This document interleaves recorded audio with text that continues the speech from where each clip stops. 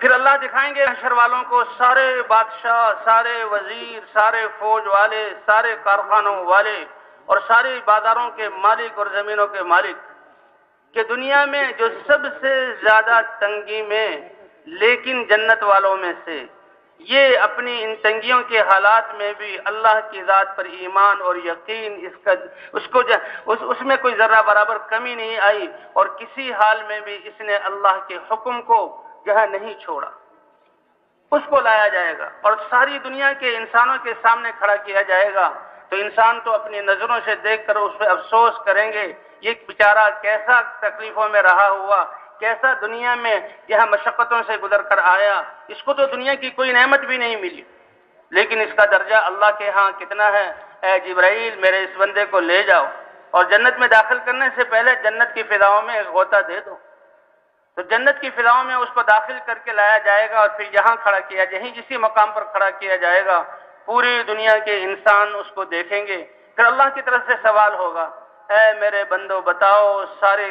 جہاں کائنات کے سامنے، مخلوق کے سامنے، هل مر بک بؤس قط، کیا کوئی تکلیف دنیا میں تمہارے پاس سے بھی گزری ہے اور دنیا میں کوئی تنگی کا حال بھی دیکھا ہے؟ جنت میں ایک غوطہ کھانے کی وجہ سے اس کے دل میں ایسی خوشیاں اور اس کا جسم ایسی راحتوں والا کہ دنیا کی ساری مشقتیں اور تکلیفیں جو اللہ کے راستے میں اس نے جھیلی تھی، اللہ دماغ سے مٹا دیں گے، اور محشر والوں کے سامنے قسم کھا کر کہے گا، اے رب العالمین، میں نے تو کوئی تکلیف میرے پاس سے دنیا میں کوئی دکھ نہیں گزرا، اور میں نے تو کبھی دکھی کا وقت نہیں دیکھا، میں نے تو راحت ہی راحت دیکھی ہے۔ اعلان ہوگا، اے میرے نیک بخت بندے، جس جنت کے ایک جھونکے نے تجھے اتنی لذتیں دی، اب ہمیشہ ہمیشہ تو اس جنت میں رہے گا۔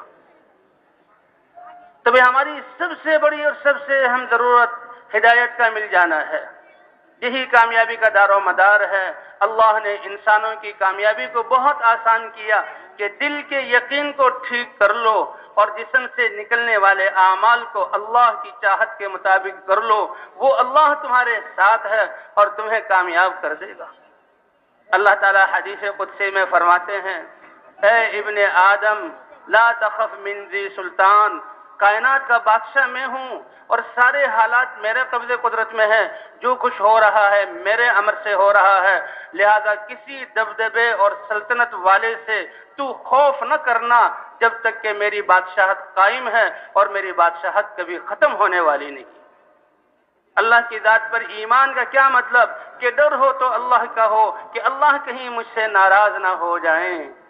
کیونکہ میرے خالق بھی وہی ہیں، میرے مالک بھی وہی ہیں، میرے رزاق بھی وہی ہیں، اور میری زندگی کا نظام چلانے کے لیے اس زمین اور آسمان کی خلاؤں میں کتنے نظام اللہ نے قائم کیے ہوئے ہیں، کیسے نباتات کا سلسلہ چل رہا ہے، کیسے جانوروں کو تابع کیا گیا ہے، کیسے اللہ ہوائیں چلا رہے ہیں اور فرشتوں کو انسانوں کی خدمت میں لگایا ہوا ہے کہ وہ اللہ ناراض نہ ہو جائے۔ جی ہاں، تو یہ انسان اللہ نے اس کو اس دنیا میں اللہ کی چاہت پورا کرنے کے لیے بھیجا کہ انسان کے دل میں اللہ کی ذات کا یقین اور جسم سے نکلنے والے اعمال اللہ کی چاہت کے مطابق ہوں۔ تو ایمان کے خوف ہو تو اللہ کا، اے میرے ابن آدم، تو کسی سلطنت والے سے نہ ڈر جب تک کہ میری سلطنت قائم ہے اور میری سلطنت کبھی ختم نہیں ہونے والی۔ تو ایمان سب کچھ اللہ کے ہاتھ میں، خوف اس لیے آتا ہے الایمان بین الخوف والرجاء کہ